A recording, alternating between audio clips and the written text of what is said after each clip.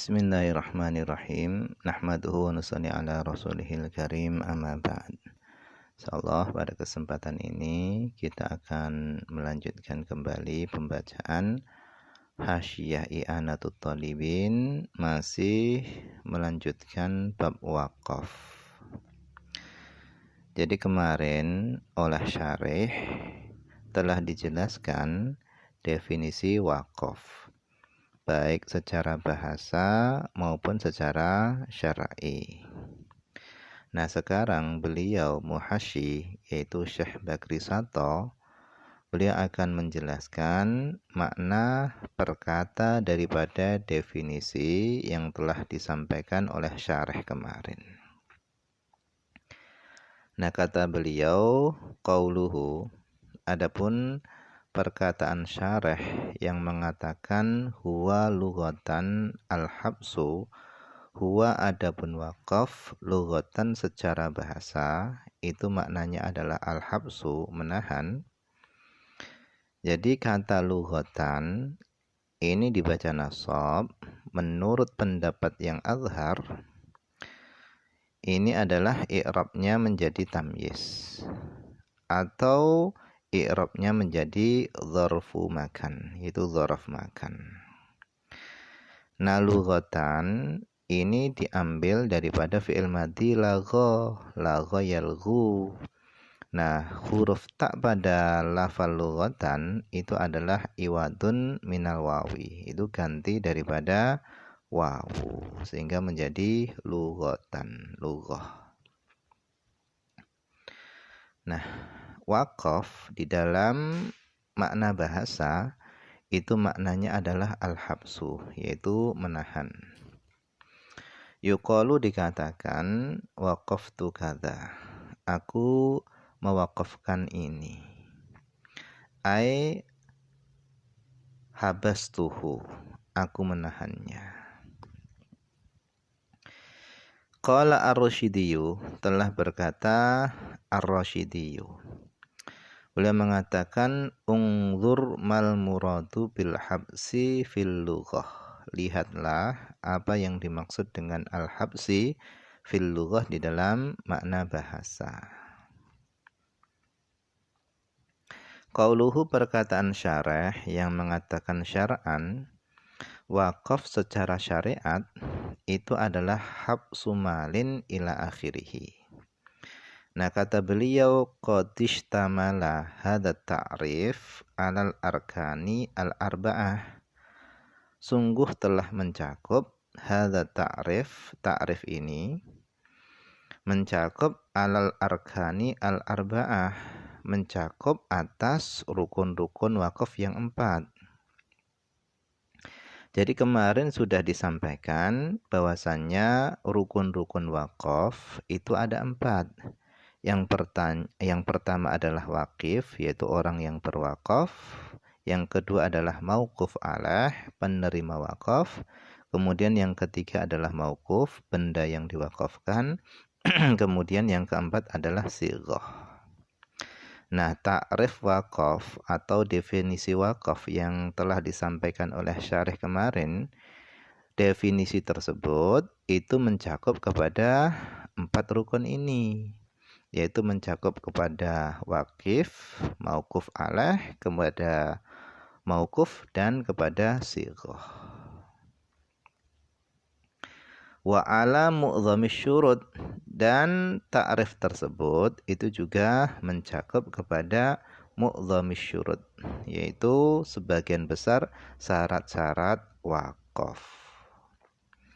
Jadi ta'rif wakaf atau definisi wakaf yang telah disampaikan oleh syarah itu mencakup kepada 4 rukun wakaf, dan ta'rif tersebut itu juga mencakup kepada sebagian besar syarat-syarat wakaf.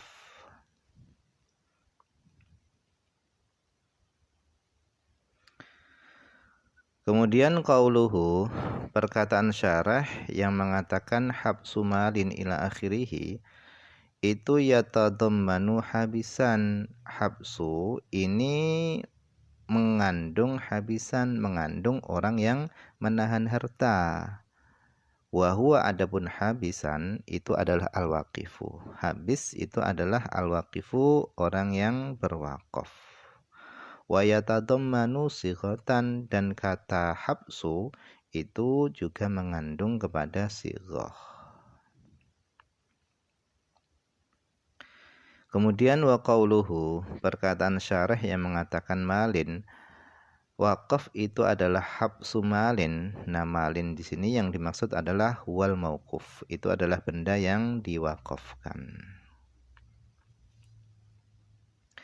Kemudian wa qauluhu, perkataan syarah yang mengatakan yumkinul intifa'u bihi, memungkinkan mengambil manfaat bihi dengan harta tersebut.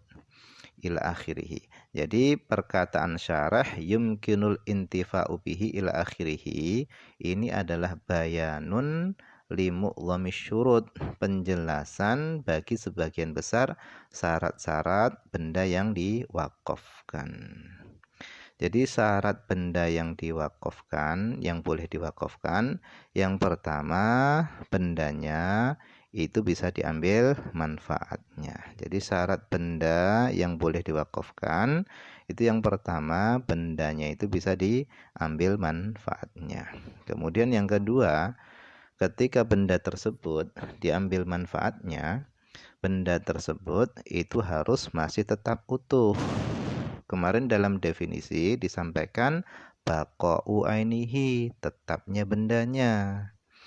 Jadi ketika benda tersebut diambil manfaatnya, benda tersebut itu harus masih tetap ada. Adapun kalau bendanya itu menyusut atau berkurang, maka itu nggak masalah, nggak apa-apa yang demikian itu. Kalau bendanya setelah diambil manfaatnya itu menyusut, maka itu enggak masalah. Karena seluruh benda kalau digunakan secara terus-menerus itu tetap menyusut. Sehingga boleh mewakafkan hewan, kemudian boleh juga mewakafkan sandal untuk masjid. Yang tidak diperbolehkan itu adalah mewakafkan benda yang mana ketika benda tersebut diambil manfaatnya, benda tersebut itu bisa menjadi rusak. Seperti mewakafkan lilin. Lilin ketika dibakar habis. Ini nggak boleh diwakafkan. Kemudian seperti dupa yang dibakar. Ini habis juga. Maka ini juga nggak sah juga. Kemudian seperti mewakafkan makanan. Manfaatnya makanan ini adalah dimakan. Sehingga kalau dimakan makanan tadi itu hancur, habis, maka mewakafkan makanan itu juga tidak sah. Karena benda-benda ini, makanan, lilin, dan dupa tadi, ketika diambil manfaatnya, benda-benda tersebut itu menjadi rusak. Wal muradu bil mal, dan yang dimaksud dengan mal, dengan harta, itu adalah al-ainu al-muayyanatu, yaitu benda yang ditentukan. Bisyurutiha al-ati, yaitu dengan syarat-syaratnya benda yang diwakafkan al-ati yang akan datang penjelasannya nanti. Ghairat darahim wa dananir, selain dirham dan dinar.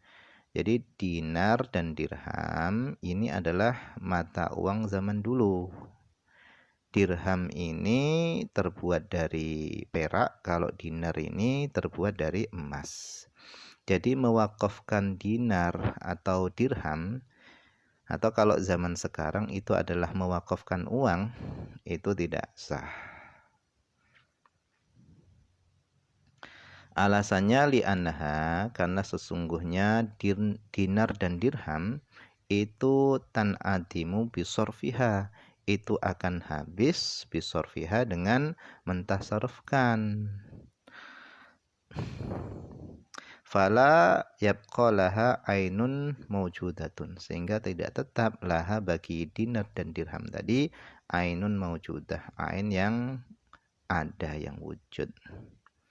Jadi alasannya kenapa dinar dan dirham itu nggak sah dibuat wakaf, li'annaha tan'adimu bisorfiha, karena dinar dan dirham itu akan habis dengan mentasarufkannya. Fala yabqa, sehingga tidak tetap laha bagi dinar dan dirham tadi ainun maujudah. Ain maujudnya itu enggak tetap. Intinya mewakafkan benda yang bisa rusak ketika diambil manfaatnya itu tidak sah.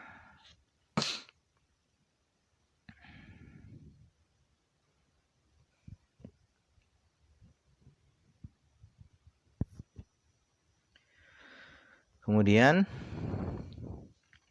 qauluhu, perkataan syarih yang mengatakan biqad ittasarrufi, yaitu dengan memutus tasarruf. Jadi orang yang mewakafkan hartanya, dia adalah orang yang telah memutus tasarruf hartanya. Sehingga setelah dia mewakafkan hartanya, dia sudah tidak berhak lagi dengan benda yang dia wakafkan. Nah, yang sering terjadi di masyarakat adalah orang yang sudah mewakafkan hartanya, misalnya tanah atau masjid atau yang lainnya, dia masih merasa memiliki harta tersebut, sehingga dia masih mengatur daripada pengelolaan wakaf tersebut. Nah, yang demikian itu adalah salah. Karena dengan dia mewakafkan benda hartanya, itu adalah dia hakikatnya itu telah biqad ittasarruf. Dia telah memutuskan tasarruf hartanya, sehingga dia enggak berhak lagi atas harta yang sudah dia wakafkan. Nah, perkataan biqad ittasarruf ini muta'alliqun bihabsin, yaitu berkaitan dengan habsin di depan. Wal muradu bil qat'i al-man'u, yang dimaksud dengan qat'i memutus itu adalah al-man'u, mencegah tasarruf. Wal ba, adapun huruf ba bi qat'i, ba-nya itu lil mulabasah au litaswir, yakni maknanya adalah annal habsa, bahasanya menahan harta itu musawwarun, itu tergambar bi qat'i ila akhirih au mutalabbisun bihi. Wa qauluhu, perkataan syarah yang mengatakan fi raqabatihi ai dzatihi, fi raqabatihi ai dzatihi, pada zatnya harta. Nah, perkataan fi raqabatihi ini muta'alliqun bitasarruf. Wa qauluhu, perkataan syarah yang mengatakan ala masrafin, harta wakaf itu ditasarufkan ala masraf, atas tempat tasarruf. Nah, perkataan ala masraf ini muta'alliqun bihabsin aidan, itu muta'alliq dengan habsin juga. Wa huwa, adapun masraf, yang dimaksud dengan masraf itu adalah al-mauquf alaih, yaitu orang yang menerima wakaf. Harta wakaf itu ditasarufkan ala masrafin ay ala al-mauquf alaih, yaitu kepada orang yang menerima wakaf. Wa qawlu mubahin, dan perkataan syarah yang mengatakan mubahin ala masrafin mubahin, kharaja bihi, keluar dengan mubah, al-muharramu, yaitu yang diharamkan. Fala yasihul waqfu alaihi, maka tidak sah wakaf atas perkara yang diharamkan. Jadi kalau tujuan wakafnya tadi itu untuk perkara yang diharamkan, maka tidak sah. Wa qauluhu wajihatin, qala fi Fathil Jawad, telah berkata pengarang kitab Fathil Jawad di dalam kitab Fathul Jawadnya. Kada, demikianlah abbar bihi ba'duhum, mengungkapkan bihi dengan jihah ba'duhum, sebagian mereka, sebagian ulama.